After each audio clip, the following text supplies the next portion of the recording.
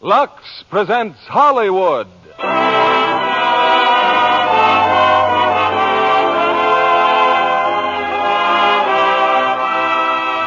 Lever Brothers Company, the makers of Lux Toilet Soap, bring you the Lux Radio Theater, starring James Stewart, Donna Reed, and Victor Moore in It's a Wonderful Life. Ladies and gentlemen, your producer, Mr. William Keighley.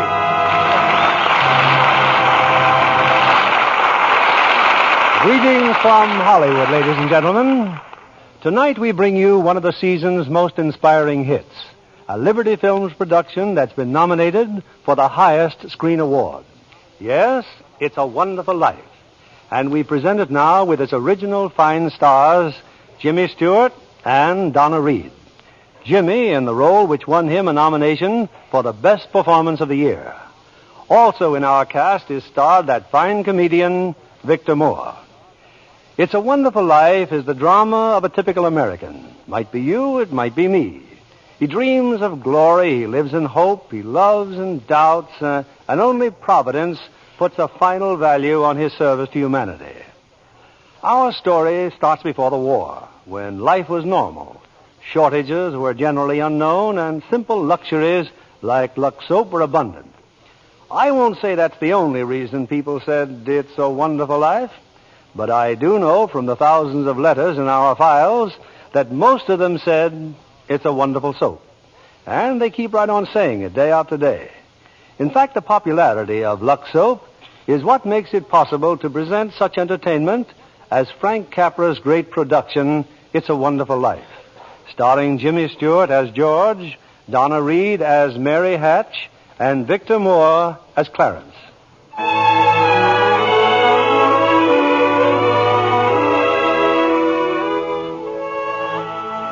This is the story of George Bailey, citizen of Bedford Falls, New York.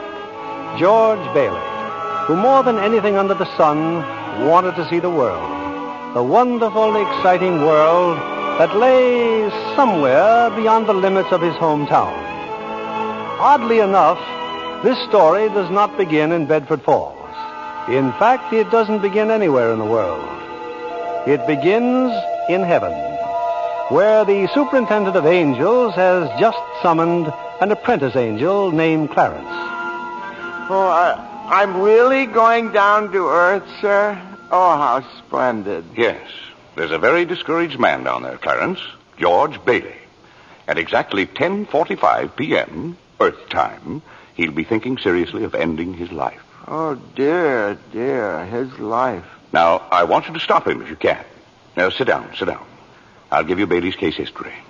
Sir, if I should accomplish my mission, may I perhaps get my wings? I've been waiting over 200 years now, and, well, people are beginning to talk. Clarence, what's that book? The Adventures of Tom Sawyer, sir. I was reading it when you sent for me. Oh, fine book. Excellent. Well, you do a good job on George Bailey, and we'll see about your wings. Oh, thank you, sir. Now, listen. When George Bailey was a boy, two events occurred that you should keep in mind. One was when his young brother, Harry, fell through the ice and almost drowned. George saved him. Brother fell through the ice. George saved him. Ever since, George has had a bad ear. All that icy water, you understand. Yeah, bad ear. Yes, sir. The other event came a few months later. George used to work after school in Mr. Gower's drugstore. One day, Mr. Gower's only son died of influenza. It was a terrible blow, and poor Mr. Gower tried to lose his grief in whiskey. Where you been, George? Mrs. Blaine's called twice. What happened to her prescription? You lost it, didn't you? No, Mr. Gower. Here it is. Well, you good for nothing. Don't you know that Blaine girl's very sick? Mr. Gower, my ear. You're hurting my sore ear. Teach you to loaf, you lazy brat. Mr. Gower, you don't know what you're doing. You put something wrong in those capsules. Shut up. Oh, I know you feel bad, but look, Mr. Gower, look. This bottle, you used this bottle to make up the capsules. It's poison. Poison? Don't hurt my sore ear again, Mr. Poison. Gower. Oh, George. That's why George. I deliver, Mr. Gower. All I wanted was to make sure. George.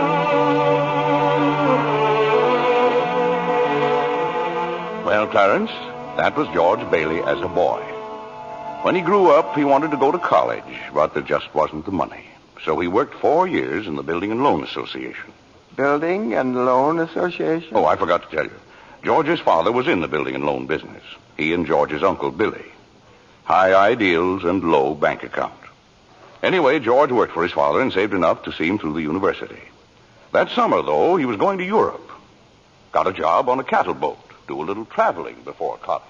Boy, oh boy, it's hard to realize it. My last night in the Bailey boarding house. We're sure going to miss you, George. Oh, I'm going to miss you too, Pop. Hey, what's the matter? You look tired. Oh, I had another tussle with old Henry Potter today. I thought when you put him on the board of directors, he'd ease up. Oh, so did I. I just can't understand a man like Mr. Potter. He can't begin to spend all the money he I has. guess Potter owns about everything he wants in Bedford Falls except our building and loan. That's why he hates us. Hey, George, can I borrow your tuxedo studs? Yeah, help yourself, Harry. Well, where are they, in your suitcase? I'm not taking a tuxedo on a cattle boat, you know. Say, where'd you get that suitcase anyway? Oh, Mr. Gower, going away present. And one of these days you're going to see that bag all covered with travel labels. Italy, Baghdad, Samarkand. Gonna have a pretty full summer, eh? I'm going to have a pretty full life. Hey, why don't you come to the dance tonight? What? I'd be bored to death. Well, you couldn't want a better death. Lots of pretty girls. Hey, I got to hurry. I wish we could send Harry to college with you, George. No, we've got that all figured out now, Pop. He'll take over my job at the building and loan and work 4 years like I did, and then he'll go. Oh, he's pretty young for that job. Well, no younger than I was. Maybe you were born older, George. Huh? George, when you get out of college, I don't suppose you'd come back to the building and loan. Oh, no, Pop, I just couldn't. I couldn't face being cooped up the rest of my life in a shabby little office. I'm sorry, Pop. Now, I didn't mean that, but it's just this business of nickels and dimes. I'd go crazy. I want to do something big, something important. Well, in a small way, we are doing something important, George. In that shabby little office, we help people figure out how they can own their own homes. I know, Pop. I just wish I felt that but I just feel like if I didn't get away, I'd bust. You're right, boy. You get yourself an education, then get out of here. Oh, Pop, you want a shock? I think you're a pretty great guy. Well, thanks, George. I'm glad to hear it. Look, why don't you go on over to Harry's dance? You'd have a good time. Well, I don't know. Maybe it will drop in. Yeah, maybe it will at that. So, George Bailey went to a dance. Is that important, Joseph? Why, it was at the dance he met Mary Hatch. Oh. And 3 hours later, he was walking her home. George and Mary were feeling pretty good, Clarence. As a matter of fact, wonderful. Buffalo girl, can't you come out tonight? Can't you come out tonight? Can't you come out tonight? Buffalo girl, can't you come out tonight? And dance by the light of the moon. Hot dog, oh boy, just like an organ. At least. Hey, you know something? If it wasn't me talking, I'd say you were the prettiest girl in town. Well, why don't you say it? I don't know. Maybe I will. Hey, how old are you anyway? 18. 18? Too young or too old? No, it's just right. It sort of fits you. Hey, look where we are. Oh, the old Granville house. Yeah, I got to throw a rock. Oh, no, Donna. I love that old house. Well, no, don't you know about deserted houses? You make a wish and then throw a rock. George, but it's such a lovely old place. I wish I lived there. In there? I wouldn't live in it as a ghost. Oh, watch. Watch this. Here we go. How about it, huh? Pretty good shot, huh? Broke a window, huh? What'd you wish, George? Oh, I don't know. Not just one wish, a whole hatful. Mary, I'm shaking the dust of this crummy little town off my feet, and I'm going to see the world. Italy, Greece, the Parthenon, the Colosseum. And then I'm coming back here and go to college and see what they know. And then I'm going to build things. I'm going to build airfields and skyscrapers 100 stories high and bridges a mile long. And then I'm going to... Hey, Mary. What is it you want? What do you want, huh? You want the moon? All you got to do is just say the word now. Okay. The moon, I'll take it. Then what? Then what? Well, then you could swallow it. And it'd dissolve like an aspirin, you know. And the moonbeams would shoot out of your fingers and the ends of your hair. And you think I'm talking too much? Yes, why don't you kiss her instead of talking her to death? How's that? Youth is wasted on the wrong people. Why, hey, just a minute, mister. Hey, you come back here. I'll show you some kissing if you want to. George! Hey, Uncle Billy, look here. I'm going to kiss Mary. Watch. George, get in the car quick. Your father's had a stroke. What? George, Father's had... get in, hurry.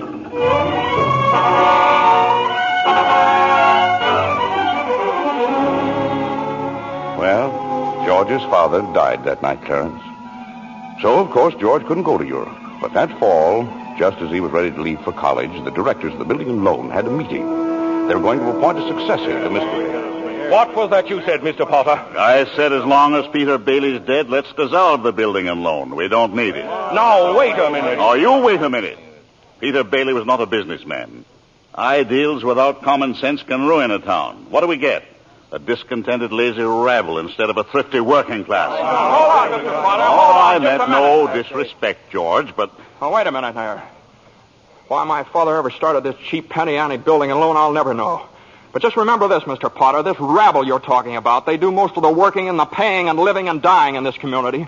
Well, is it too much to have them work and pay and live and die in a couple of decent rooms and a bath? Anyway, my father didn't think so. People were human beings to him. But to you, a warped, frustrated old man, they're cattle. Well, in my book, Mr. Potter, he died a much richer man than you'll ever be. I'm not interested in your book, George. I'm talking about the building and loan. You're talking about something you can't get your fingers on that's galling. That's what you're talking about. Well, this town needs this measly one-horse institution, if only to have some place where people can borrow a few dollars without crawling to you. Now, come on, Uncle Billy. What happened, George? Yeah, all we heard was a lot of yelling. Boy, oh boy, you should have heard George. Yeah, they're in there voting us out of business. Oh, who cares? I can get another job. I'm only 41. 45. Well, you get out of here, George. You missed your boat trip. Do you want to miss college, too? George, we've just voted Potter down. We're still in business. Whoopee! We're still in business. We're still in business. But there's one condition, George. They've appointed you to take your father's place. Appoint me, but I'm going to college. Look, this is my last chance. Uncle Billy's your man. George, you've got to take it. They'll vote with Potter otherwise. They said so. They even...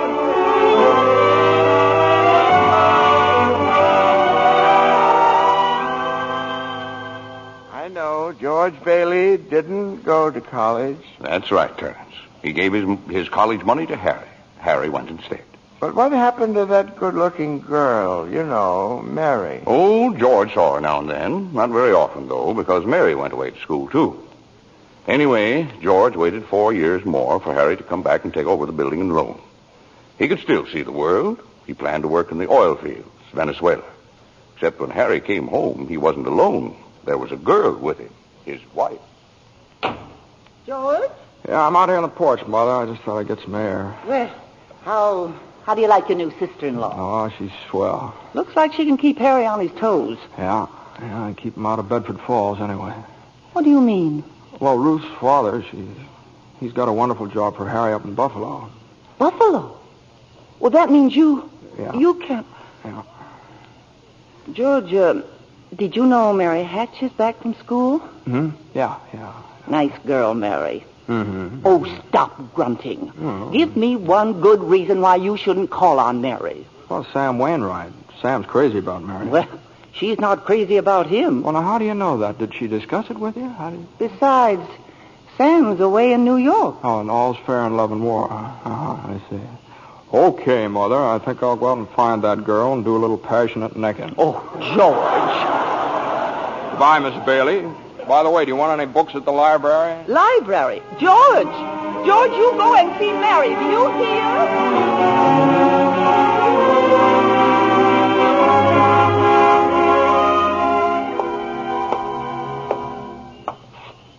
George, is that you out there? Oh, hello, Mary. Well, are you coming in? I just happened to be passing by here. Oh, I thought you were picketing. Have you made up your mind? How's that? Have you made up your mind? About what? About coming in. Your mother just phoned. She said you were coming over. My mother just phoned. What does she mean, Carla? I just happened to be passing by, that's all. I didn't... Well, all right, I'll come in for a minute, but I didn't tell anybody I was coming here. You fella can't go out for a walk nowadays without you. When'd you get back? Tuesday. Where'd you get that dress? Do you like it? It's all right. Well, no point standing here on the porch. Come on in. I still can't understand it. I didn't tell anybody I was coming here, you know. Would you rather leave? Well, no, I don't want to be rude. Sit down for a while. It's nice about your brother and Ruth, isn't it? Yeah. That's all right. Don't you like her? Well, of course I like her. She's a peach. Oh, just marriage in general you're not enthusiastic about, hmm? No. Marriage is all right for a lot of people. It's all right for Harry, and Sam Wainwright, and you. For Sam? Mary? It's George Bailey, Mother. What's he want? I don't know. What do you want? Me? Not a thing. Not a thing, and I just came in to get warm. He's making violent love to me, Mother. You just tell him to go right back home. Sam said he'd called you tonight from New York, didn't he? I guess so. How about some music? Your mother needs... I didn't come here to... What did you come here for, then? I don't know. You're supposed to be the one with all the answers. You tell me. Oh, why don't you go home? I don't know why I came here in the first place. Good night. Good night. The way you're shouting, you'd think that... You'd think what? All right, I'll get it. George, on your way out, would you mind turning off the phonograph? I'd be very happy to. Doggone crazy song. Hello? Sam? Mary, gee, it's good to hear your voice. How are you, Sam? I forgot my hat. Hee-haw. What? Oh, I was just talking to an old friend of yours, George Bailey. Oh, Mossback George? Old Mossback George. Well, put him on. I'll talk to him, too. Wait a second. George. He doesn't want to speak to George. He does so. He asked for him. Why'd you call me? Because if I'm in a hurry. Sam wants to talk to you. Oh. Hiya, Sam. Hey, fine pal you are, trying to steal my girl. What do you mean? Nobody's trying to steal anybody's girl. Here, Mary, take the... No. Wait, George. I want to speak to you both. Tell Mary to get in the extension upstairs. He says for you to get on the extension upstairs. I can't. Mother's on the extension. We can both hear, George. Just put your head a little closer. What? There, that's better. We're listening, Sam. Well, I have a big deal coming up that's going to make us all rich. George, you remember that time you told me about making plastics out of soybeans? Soybeans? Yeah. Soybeans, yeah. Well, my father's checked into it, George, see, and now he's going to put up a factory. How do you like that? A factory, huh? And here's the point, George. I may have a job for you unless you're still married to that broken-down building and loan. Oh, Mary? I'm here. You tell that guy I'm giving him a chance of a lifetime. Do you hear? He says it's the chance of a lifetime. And give me that phone. Here's George again, Sam. George. Now, you listen to me, Mary. I don't want any plastics, and I don't want any job, and I don't want to get married ever to anyone. Do you understand that?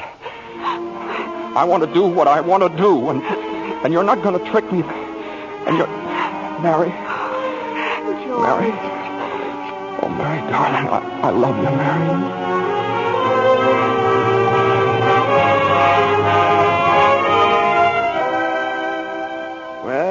Well, so George Bailey and Mary Hatch were... Yes, George and Mary were married.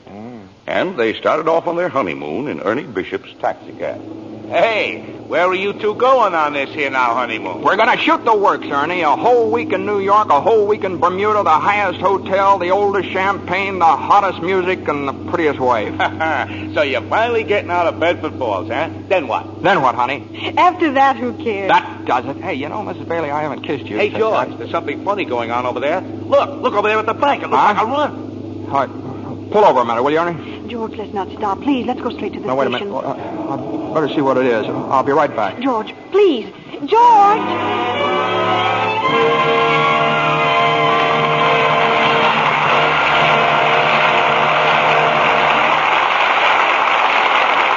In a few moments, we'll return with the second act of It's a Wonderful Life, starring James Stewart, Donna Reed, and Victor Moore. Meanwhile, here's our Hollywood reporter, Libby Collins, looking very smart, too, may I say. Well, thank you, Mr. Keeley. You know, after seeing Paulette Goddard's wardrobe for Paramount's new comedy, Suddenly It's Spring, I just had to rush out and buy something new. Looking at all those lovely clothes was just too much for my self-control. Well, you look stunning, Libby. Oh, thank you again, Mr. Keeley. Now, tell me about the picture. I understand that Paulette's portrayal of an ex-whack is truly delightful. Oh, yes, it is. And Fred McMurray gives a perfect characterization of her wayward husband. Between the two of them, Suddenly at Spring is a high-spirited comedy with emphasis on the romantic side. Well, naturally. But really, Mr. Keeley, that wardrobe of Miss Goddard certainly will make clothes-conscious girls sit up and take notice.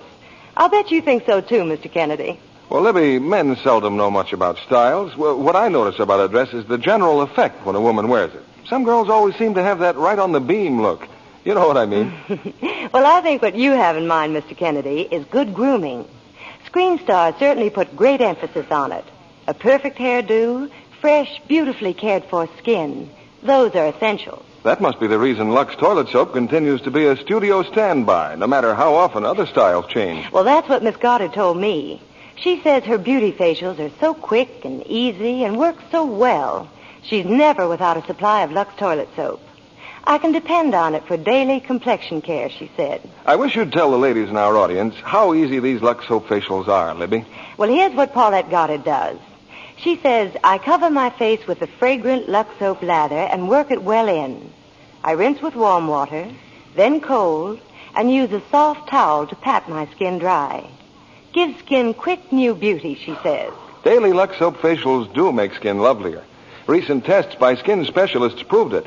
In 3 out of 4 cases, complexions became softer and smoother in just a short time. A lovely Lux complexion makes a woman so attractive. I wish every girl who hasn't tried Lux Toilet Soap would begin using it tomorrow. That's sound advice, Libby. When 9 out of 10 screen stars recommend a beauty soap, you know it has to be good. So why not try Lux Toilet Soap, Hollywood's own complexion soap? We pause now for station identification. This is CBS, the Columbia Broadcasting System.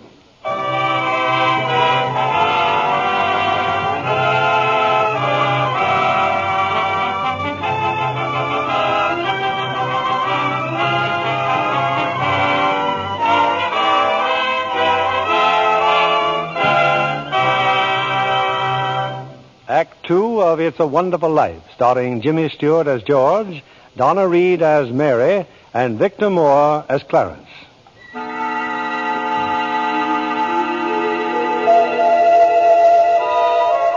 Well, we're back in heaven again, where the superintendent of angels is reviewing the case history of a mortal named George Bailey. Clarence, the apprentice angel, is very eager to depart on his mission to the earth. Poor George Bailey. Oh, he's certainly in desperate trouble, Joseph. I'll go to him at once. Now, you sit down, Clarence. Sit down.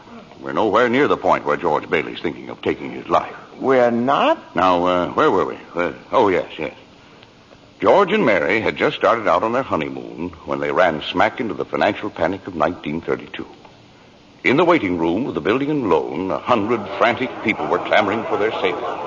Hey, what's going on, Uncle Billy? What's happened? All those people out there. This is a pickle, George. All I know is the bank called our loan an hour ago. I had to hand over all our cash. Holy mackerel. Whole town's gone crazy. Bank's in the same spot we are. Our charter, too. What about our charter? Our charter says we have to stay open until 6 p.m. The state can take away our license if we don't. How can we stay open till 6 without any money? George, where are you going? Out to talk to those people. Come on. Now, please. Please, folks. Now, just a minute.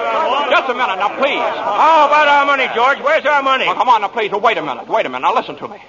Now, you're thinking of this place all wrong. Your money's not here. Wait a minute. Now, let me tell you, your money's in people's houses. In the Kennedy house, and the McLaren house, and in your house, and 100 others. Now, what are you going to do? Foreclose on them? I got $240 in shares. Now, let me have it. All right, Charlie. Now, you'll get your money in 60 days. 60 days? Well, now, look, that's what you agreed on when you bought your shares. I got my money! Yes! Old man Potter's taking over the bank. He'll pay you 50 cents on every dollar. Then let's take our shares to Potter. Half is better than nothing. Now, wait a minute, please, folks. I beg of you not to do this. If Potter gets hold of your shares, he'll be owning this building and loan. He's got the bank, he's got the bus line, he's got the department stores, and now he's after us because he wants to keep you living in his shacks and paying the kind of rent he decides to charge. Now, we can get through this thing all right, but we've got to stick together. We've got to have faith in each other. My husband's out of work. We need money. I've got doctor bills to pay. I can't feed my kids on save. How much do you need? We still got some money. Hey, Mary. Here it is, George. You told me to hold on to it. Would have made a nice honeymoon. Bought furniture, too. Hey, now, wait a minute, folks. Listen. I've got $2,000. All right, Charlie, how much do you need? $240. $240. No, Charlie, now listen, just enough to tide you over. I said $240. Okay. Uncle Billy, give Charlie $240. All right, Ed. Now, how much just to get by on? $20, I suppose. Now you're talking. Now, Mrs. Thompson, how about you? $20 will do me. Good. $20. Uncle Billy, pay it back when you can now. Pay it back when you can. All right. Who's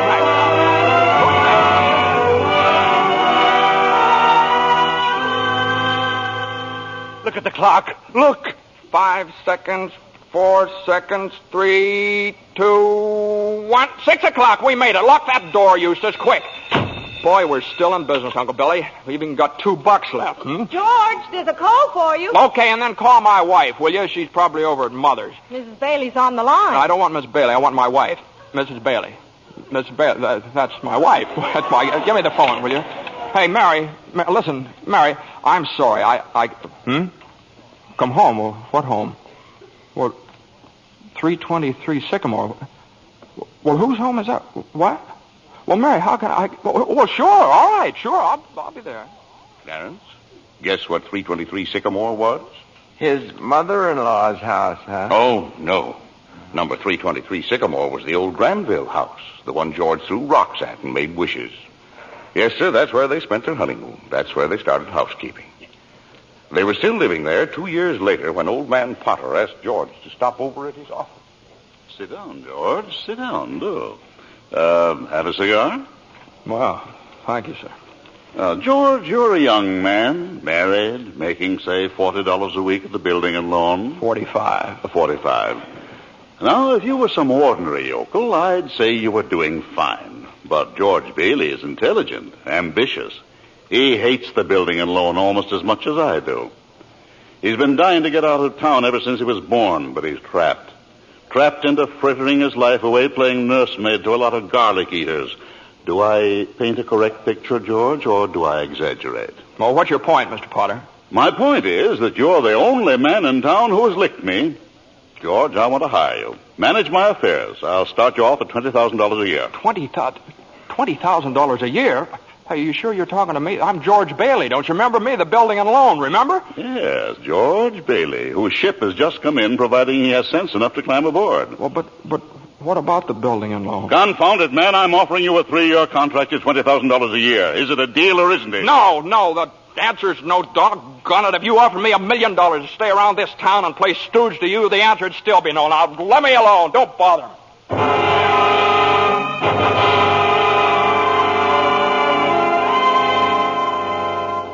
George, what did Mr. Potter want? Oh, it's nothing. He just talk. It's nothing. Oh, gee. Mary Hatch. Mary, why in the world did you ever marry a guy like me anyway? To keep from being an old maid. I was going to see the world. I was going to build things. I was going to give you the moon. What have I given you? Not even a new dress, not for months. Gee whiz, I feel awful. So do I. Mornings especially. I could have married Sam Wainwright, anybody else in town. I didn't want to marry anybody else. I want my baby to look like you. No, you didn't even have a honeymoon, and I promised you that you what? My baby. Hey, Mary, you mean you're on the nest?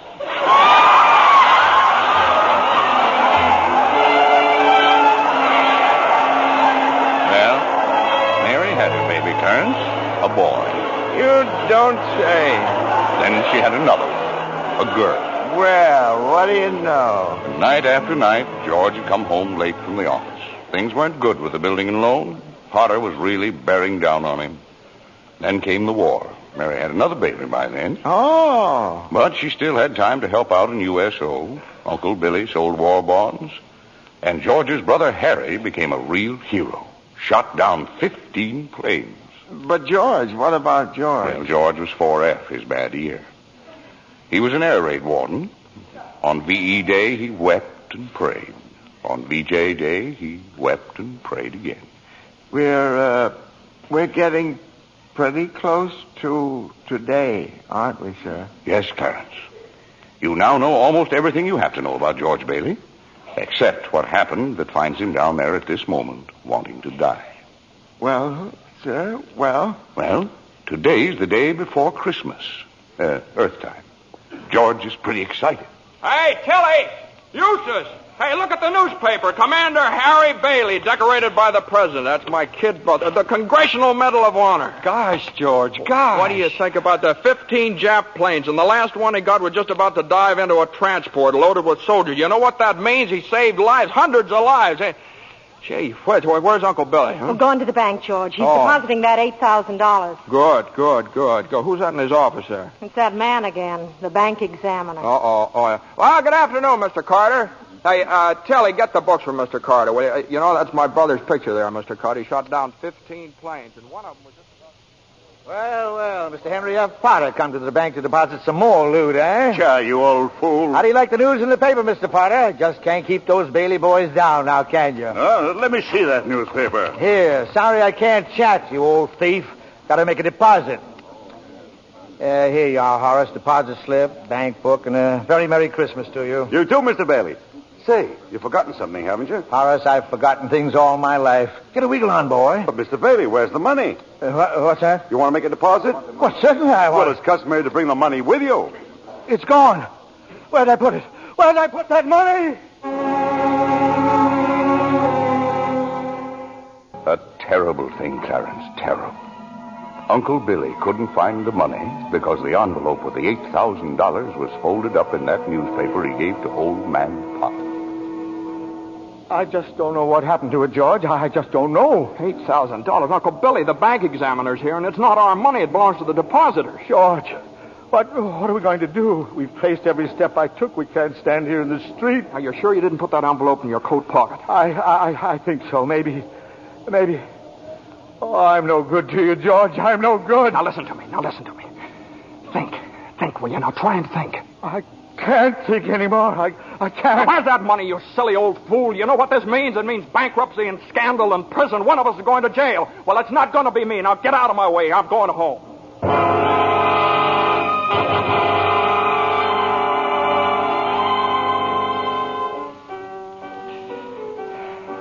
George, dear, what's wrong? You haven't said a word since you came home. Oh, well, that banging on that piano. Does she have to just keep playing that same piece over and over and over and over again? I have to practice for the Christmas party, Daddy. What is it, dear? Another hectic day? Yeah, another red letter day for the baby. Dad, Murphy's got a brand new car. You should see it. What's the matter with our car? Isn't it good enough for you? I'm sorry, Dad. I only... Run upstairs, Petey. See if Zuzu's all right. Okay, Mom. Now, what do you mean? What to see if Zuzu's all right? What do you mean? Oh, she caught a little cold coming home from school. She didn't button up her coat. Well, what is it? What do you mean, just a cold? George, the doctor said it was nothing serious. Was the doctor here? Well, I thought he'd better look at her. It's this old drafty house. It's no wonder we don't all have pneumonia. Might as well be living in a refrigerator. Why'd we have to live here in the first place and stay around this measly, crummy old town? George, what's happened? Everything's happened. You call this a happy family? Why do we have to have all these kids? Daddy, how do you spell frankincense? I don't know how you spell. You ask your mother. Where are you going? Upstairs to see Zuzu. Hello? Oh, thank you, Mrs. Welch. I'm sure she'll be all right. Who's that? Zuzu's school teacher. What? Oh, yes, the doctor says she'll be fine tomorrow. Here, give me that phone. George, please. Mrs. Welsh? Well, this is Mr. Bailey. Say, what kind of a teacher are you anyway? What do you mean sending Zuzu home like that half naked? Do you realize you probably end up with pneumonia just because of your stupidity? You know, maybe my kids aren't the best dressed kids in town, but at least... Hello. Janie, will you stop playing that lousy piano? Cut it out. Stop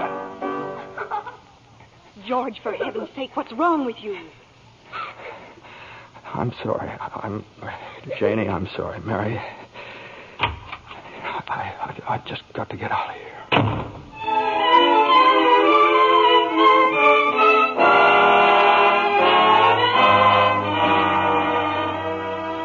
So that's it, George. You're short $8,000 in your accounts, eh? Oh, please, Mr. Potter, I'll pay any sort of a bonus if you still want the building and loan. You say it was lost. Have you notified the police? No, sir, I haven't done that yet. Harry's home. Oh, I come to me. What about your good friend, Sam Wainwright? I can't get a hold of him. He's in Europe. What kind of security would I have, George? What collateral? Yes, sir, I have some life insurance here. $15,000 policy. What's your equity in it? $500.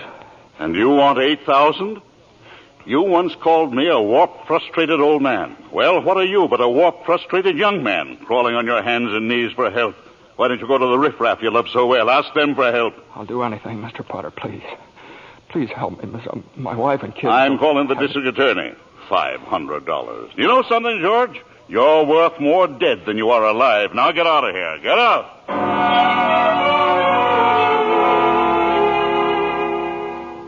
And all the time, Potter had the $8,000 in his desk drawer.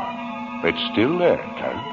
But where's George, sir? Where? Well, he went over to Martini's Cafe. He's had a couple of drinks, Clarence. He's just standing there, sort of in a daze. Oh, God. God, dear Father in heaven, I'm not a praying man, but if you're up there and you can hear me, please show me the way. I'm at the end of my rope. Show me the way, God. Mr. Bailey, you all right? Don't drink anymore, Mr. Bailey. Please, you don't feel good. Bailey?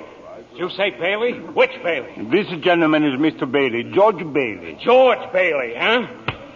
And the next time you talk to my wife like that, she'll get worse. It isn't enough she slaves teaching you stupid kids how to read and write. You got to ball You out. get out of here, Mr. Welch. You hit my best friend. Get out. All right, Mr. Bailey, you okay? Who's that? Mr. Welch, but don't worry. He don't come in this place no more. I'll get something for your face. It's bleeding. I'm all right. Please don't go away, Let me Mr. alone. Bailey. Please don't Let me go alone. away.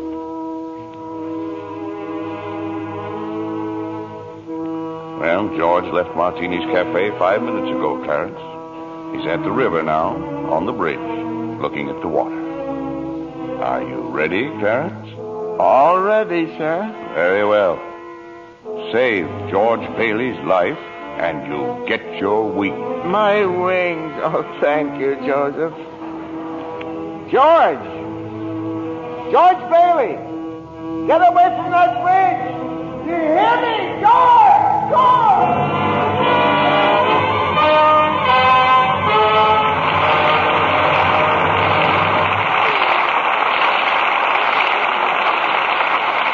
In just a moment, we'll bring you Act 3 of It's a Wonderful Life, starring Jimmy Stewart, Donna Reed, and Victor Moore. The popular theory about beautiful blondes is that they're content to be merely decorative. Our lovely guest tonight, Miss Susan Blanchard, completely disproves that idea. Besides being a hard-working Fox starlet, Susan, I understand you're a wonderful cook. I really love housekeeping, Mr. Keeley. But most of all, I enjoy the training I get at the studio. It's work, but it's fun, too. You're an Easterner, aren't you, Susan? Yes, a native New Yorker. I thought so. It was the Broadway theater that inspired me to think of show business as a career. Well, that's interesting. I used to save my allowance and go to every play I could. One of my favorite actresses was Jane Wyatt. Uh-huh. Imagine, Mr. Keeley, what a thrill it was for me to meet her right here in Hollywood. Jane Wyatt's latest picture, Boomerang, was made in the East, I understand. Yes. But she and Dana Andrews, who stars in Boomerang with her, were in Hollywood to see a studio showing of the picture. Oh, I see. Jane Wyatt is my ideal of a stage and screen star. So talented and so lovely to look at. Just as lovely in real life, too. She is indeed. It wasn't long before I discovered that she's as keen about Lux toilet soap for beauty care as I am. You know, I'm a Lux girl, too. We're glad to hear you say that, Miss Blanchard, because that's a very beautiful Lux complexion I see before me.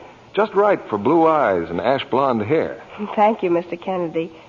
Any girl in pictures is delighted to find out about Lux toilet soap as a beauty care. Active lather facials are so quick and easy, and they really make a difference in your skin. Thousands of busy, attractive women have discovered that, Miss Blanchard. Daily Lux Soap complexion care does make skin lovelier. Otherwise, it wouldn't be the choice of 9 out of 10 screen stars. Lux toilet soap is all around beauty care for me. I use it as a bath soap, too. It has such delightful perfume, leaves a lovely fragrance on the skin. Thank you, Miss Susan Blanchard. I hope our audience will be seeing that lovely Lux complexion of yours in a screen close-up one of these days. Now, back to our producer, William Keeley. Act 3 of It's a Wonderful Life, starring Jimmy Stewart, Donna Reed, and Victor Moore.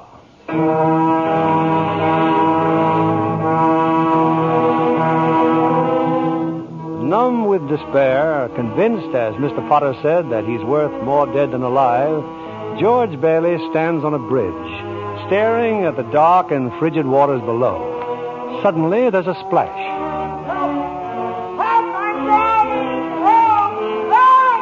no, that's not George. It's Clarence, the apprentice angel. And there goes George in after him. It's a few minutes later now, and in the bridge-keeper's shack, George and Clarence are drying off. You both sure you're all right? You want a doctor? No, I'm all right. Oh, I'm fine. This underwear, I didn't have time to get anything more stylish. My wife gave me this on my last birthday. I passed away in it. You what, mister? I see Tom Sawyer is drying out, too. Who? My book. I left in such a hurry, I brought Tom Sawyer with me. Hey, how'd you happen to fall in? Oh, I jumped in. I jumped in to save you. Jumped in to save me? Well, I did, didn't I? You didn't go through with it, did you? Go through with what? Suicide. Hey, it's against the law to commit suicide around here. Yeah, it's against the law where I come from, too. Where do you come from? Heaven. Oh, that's very funny. Your lips bleeding. Yeah, I got a bust in the jaw in answer to a prayer. Oh, no, George. I'm the answer to your prayer. Hey, how'd you know my name? Oh, I know all about you. Well, who are you supposed to be, anyway? Clarence Oddbody, AS2. Clarence Oddbody. What's the AS2 for? Angel, second class. Hey, I'm getting out of here. You may not need a doctor, but I do. Cheerio, my good man. Hey, look here. Why'd you want to save me? Because I'm your guardian angel, George. Oh, I see. Uh-huh. Well, you look like about the kind of an angel I'd get. What happened to your wings? Well, I haven't won my wings yet. That's why I'm an angel, second class. Oh, I see. But you can help me earn them, George, by letting me help you. Oh, don't happen to have $8,000 on you, do you? Oh, no. We don't use money in heaven. Oh, that's right. Yeah, I keep forgetting. Oh, I see. Comes in pretty handy down here, bub. Oh, tut. Of course, I found it out a little late. You know, I'm worth more dead than alive. You mustn't talk like that. Joseph will never give me my wings if you keep feeling that way. You just don't realize what you've done for your folks. Why, if it hadn't been for you... Yes, if it hadn't been for me, everybody would be better off. My wife and my kids and my friends. Oh, this is not going to be easy. I'd all be better off if I hadn't been born. What did you say? I said I wish I'd never been born. George, that's wonderful. It's wonderful. What? The idea you just gave me. Well, you got your wish. You've never been born. I've never been born? Exactly. No worries, no $8,000 to get, nothing. You simply don't exist. All right, okay, all right. George, I can do things, strange things. I can show you the world, George, the way it would be if you hadn't been born. Hey, wait a minute. This ear of mine. Hey, say something else in that bad ear. You don't have a bad ear anymore. Oh, I don't think you're concentrating. Oh. Don't you see? You're not the George Bailey you think you are. You're nobody. Oh, that's the doggonest thing I ever saw, that ear. Your lips stopped bleeding, too. Yeah. Hey, what's happening around here? What is this, anyway? I need a drink. That's what I need. What about you, Angel? You want a drink? Well, I don't quite know. Come on. We'll go as soon as our clothes are dry. Clothes are dry, George. Hey, so they are. That's funny. Well, look, let's get dressed and we'll stroll over to Martini's and then... excuse me. I'll stroll. You fly. Oh, no, I don't have my You don't wings. have your wings yet. No. That's right. I forgot that. A couple of drinks and we'll both fly.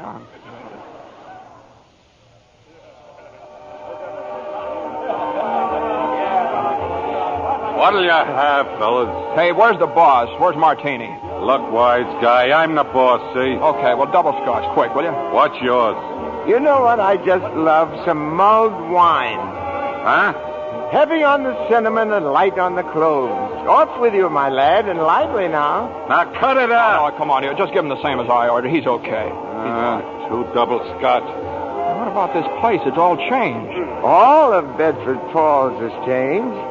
You're having your wish, George. You've never been born. Oh, there'll be lots of things you've never seen before. Oh, good. Somebody just made it. Made what? Every time a bell rings, it means some angel's got his wings. What'd you say? Look, Clarence, I don't think you better talk about angels around here. Don't they believe in angels? Oh, yeah, they believe in them, but it's just a little Well, thing. then why should people be surprised when they see one? Don't mind him, bartender. He's just a little fella. He just never grew up. And how old are you anyway, Clarence? Well, next May, I'll be 293. That does it. A couple of pixies, huh? Go on, get. You hear me? Get. Where's Martini? Will you Stop tell me? asking about Martini. Ain't here any... Hey, you.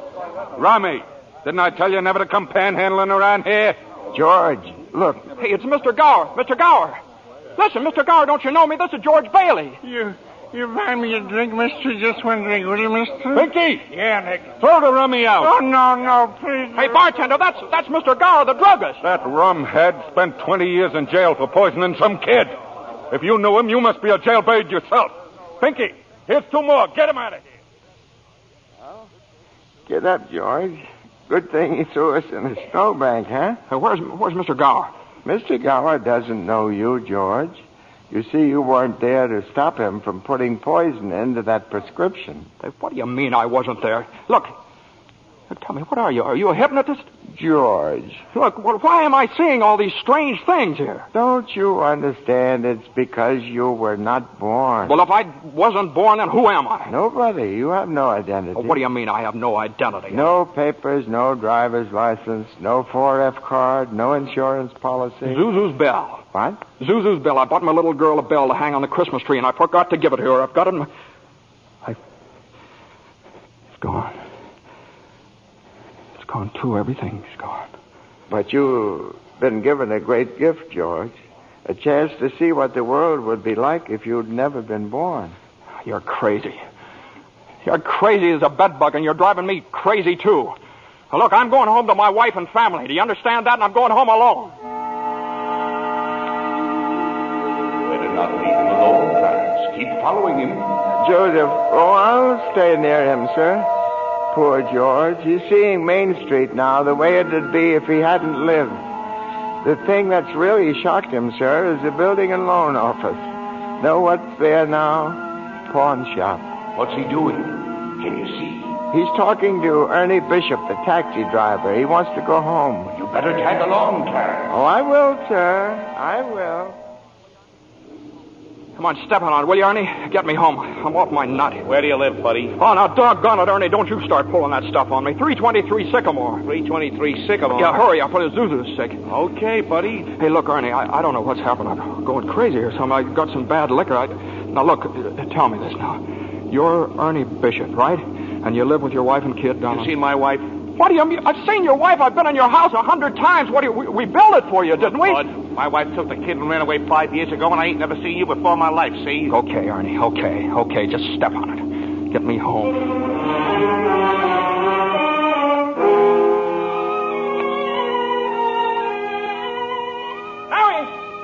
Mary, where are you? Janie, Petey, Zuzu. Zuzu, where are you? This is just an old abandoned house, George. You have no wife, no children. Where are they? What have you done with them? Hey, I'll break that thing. See, I told you. All right, up with your hands. Oh, Bert the cop. Thank heaven you're here. Now, look, why don't you be a good fella and I'll take you to a doctor? Bert, listen to me. What's the matter with you guys? Now, listen, it's that fellow there. He says he's an angel. He tried to hypnotize me. I hate to use my nightstick, but I guess Ow! Run, George, run. He can't hit you while I'm biting him. George, run. My teeth aren't what they used to be. Joseph, help! Joseph! Where'd they go, Ernie? Where'd they go? I don't know. They just disappeared.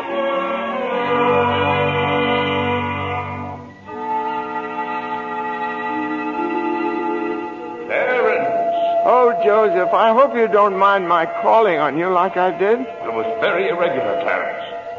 You're by yourself again. Where's George? He's at his mother's house, sir. Well, if George hasn't been born, he has no mother.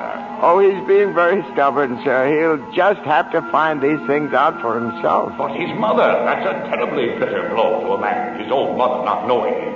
You mean I shouldn't have let him... I mean you better find him right away. Oh, and stop fighting policemen, Clarence. I'm here again, George. My own mother didn't know me. If only Harry were here. If my brother were only back from Washington. Your brother fell through the ice and was drowned at the age of 9. Well, that's a lie. He got the Congressional Medal of Honor. He saved the lives of every man on that transport. Every man on that transport died. Strange, isn't it? Each man's life touches so many other lives. Harry wasn't there to save them because you weren't there to save Harry. Don't you see, George? You really had a wonderful life. Don't you see what a mistake it would be to throw it away? Clarence. Yes? Where's Mary? Please, where's my wife? I'm not supposed to tell. Tell me where she is. You're not going to like it, George. Where is she? I'll choke it out of you if I have to. Where's my wife? The library. She works there. She's just about to lock up for the night. So George, come back. Oh, there must be some easier way for me to get my wings. Mary. I'm sorry, the library's closed. Mary, it's George. Don't you know me? No, I don't know you. Let me go. Mary, please, don't do this to me. Mary, please, help me. Help me. Where are our kids? Mary, I need you, Mary. Get please. away from me. Help! Me. Help me, Mary. I'm George. Mary.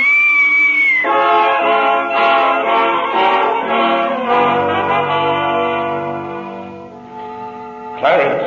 Oh, where is he, Joseph? Where's George? I'm afraid I've lost him, sir. You knew you shouldn't have let him try to see Mary. Now they're after him, a mob. They think he was trying to hurt her. Joseph, I won't even get one wing, will I? You have one more chance, Clarence. Get over to the bridge by the river. I think George has seen just about enough. But the mob... But don't worry. They've lost him, too. Now, hurry up. Oh, thank you, Joseph. Thank you. Clarence, where are you? I'm here, George. Help me, Clarence. Get me back. I don't care what happens to me. Only get me back to my wife and kids, please. I want to live again. Oh, thank you, George. Thank you, boy. I want to live again, please. Oh, God, please let me live again. George? Is that you down there, George? Now, get out here, Bert. Get out here. You come in any closer, I'll let you have it. What the hell are you yelling for, George? Come on. George, Bert, do you know me? No, yeah. I've been looking all over town for you. Where you been? Hey, Bert, I'm alive again, Bert. You sure you're all right? Hey, your mouth's bleeding. It is. Hey, my mouth's bleeding. Bert, look at the blood come out of there, would you? And where's Zuzu's Christmas bell, Bert? I had it right in my pocket. Here it is. Hey, it's in my pocket. What do you know about it? Hey, Merry Christmas, Bert. Well, Merry Christmas. Get in the car. I'll drive you home. You will, Bert? We'll do that. And turn the siren wide open, huh? Merry Christmas, Bedford Falls. Hey, Merry Christmas, old building and loan. Merry Christmas, Mr. Potter. Yippee! Come on. Hey, Bert, come on in with me, huh? What are these people, these reporters? Hey, Merry Christmas, reporters. Hey, Mr. Bank Examiner, Merry Christmas. Mr. Bailey, there's a deficit. I know, $8,000, I'll bet, huh? George, I've got a little paper here. I'm sorry. I bet it's a warrant for my arrest. Isn't that wonderful? Merry Christmas. Hey, where's Mary, you know? Look at this wonderful old drafty house. Isn't it wonderful? Have you seen my wife? Where's Mary? Mary! Merry Christmas! Kids! Hey, kids! Janie! Petey! Hey, I could eat you up. Where's your mother? She went looking for you, Daddy, with Uncle Billy. Oh, Daddy? Zuzu, my little ginger snap. How do you feel, huh? Fine, Daddy. Not a snitch of temper. Not a snitch of temper. Hallelujah! George, darling. It's Mommy. Mommy's home. Mary. George, where have you been? Mary. George, Mary, now look, just let me touch you.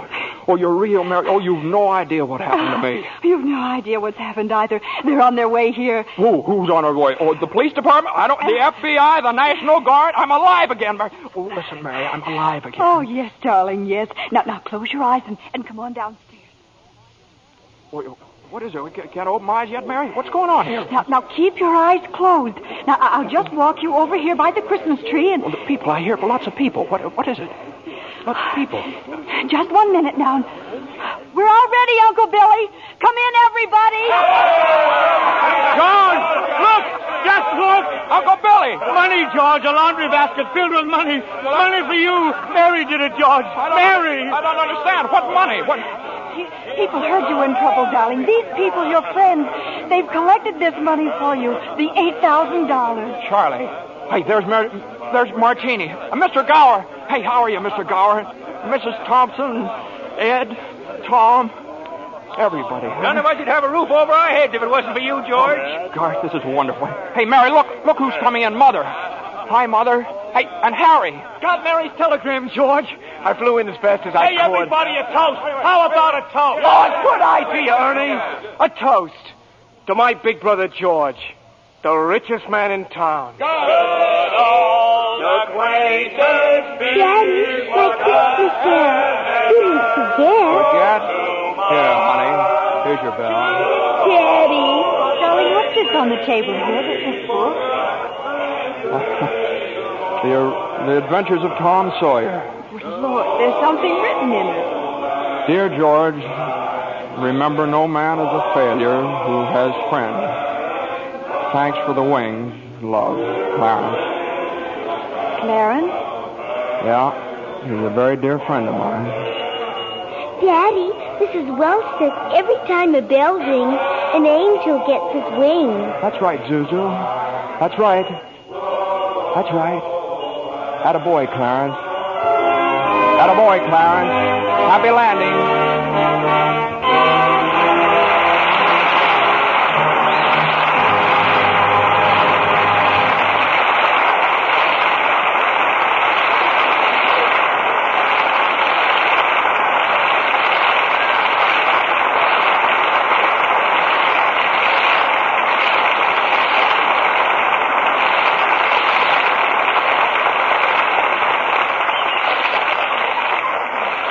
It's a wonderful life so long as we can have such fine performances as we enjoyed tonight. From Jimmy Stewart, Donna Reed, and Victor Moore. Jimmy, I'd like to thank whatever guardian angel whisked you back from Texas for our show this evening. Well, that guardian angel was an airline's wing, Bill. You were in Texas for the premiere of this picture, weren't you, Jimmy? Yeah, Frank Capra and I went down for 5 openings as many nights. Pretty good All down of there them in in Texas. Texas, Yeah. Jimmy? Yeah, every one of them. The 5 premieres over Texas. You know, it's a pretty big state. Takes that many to do it. Jimmy, I'm sure your fans were proud to read that you received an honorary degree from Princeton just the other week. Yes, how about that, Jimmy? Do we call you professor now? No. It's just an M.A. Oh, Master of Arts? Well, it might have been. I don't know. It might be for murdering architecture. That's what I studied at Princeton. Well, you know, Donna has an honorary degree to her credit, too. LLC. What's that, Bill? LLC? Well, you can see for yourself. A lovely Lux complexion. Well, thank you, Bill. Or rather, thank Lux Toilet Soap. It's a wonderful complexion care. I use it faithfully. With wonderful results, I see. What's happening next Monday night on Lux, Bill? Next week, we have another of the season's most successful films. It's 20th Century Fox's thrilling screen hit, Leave Her to Heaven, with lovely Jean Tierney, and a star who appears in answer to literally hundreds of requests, Cornell Wilde. Based on the best-selling novel of the same name, Leave Her to Heaven is the strange, dramatic story of a woman whose twisted mind and fiendish jealousy drive her to any lengths to hold the man she loves. Now, that ought to make great listening, Bill. I wouldn't miss it for anything. Good night. Good night, and thanks a million.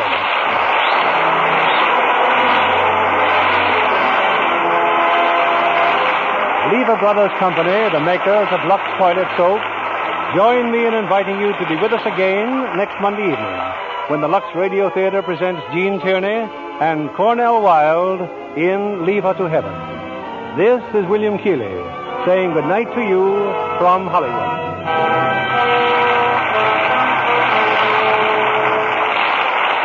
Here's a sure way to save on your meat and grocery bills. Turn in used kitchen fats to your butcher and receive a generous price for every pound. The worldwide supply of fats is still desperately short, and every drop you save helps in the making of soap, refrigerators, and other needed items. So save and turn in your used kitchen fats. Donna Reed appeared through the courtesy of Metro-Goldwyn-Mayer, producers of The Beginning or the End, starring Brian Donlevy and Robert Walker. James Stewart will soon be seen in the Robert Riskin production for RKO, Magic Town. Victor Moore will soon be seen in Roy Del Ruth's production, It Happened on Fifth Avenue. Our music was directed by Louis Silvers. This program is broadcast to our men and women overseas through cooperation with the Armed Forces Radio Service. And this is your announcer, John Milton Kennedy, reminding you to tune in again next Monday night to hear Lieber to Heaven with Gene Tierney and Cornell Wilde. Spry. When you bake and fry, or your cake and pie, it's your shortening by. Rely on Spry. Want fried foods crisp, golden, better tasting? Try Spry, the pure vegetable shortening that gives you delicious, better tasting fried foods. So digestible, too, the Spry way. Rely on Spry. S-P-R-Y. Rely on Spry. S-P-R-Y.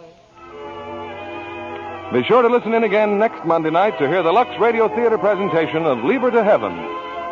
This is CBS, the Columbia Broadcasting System.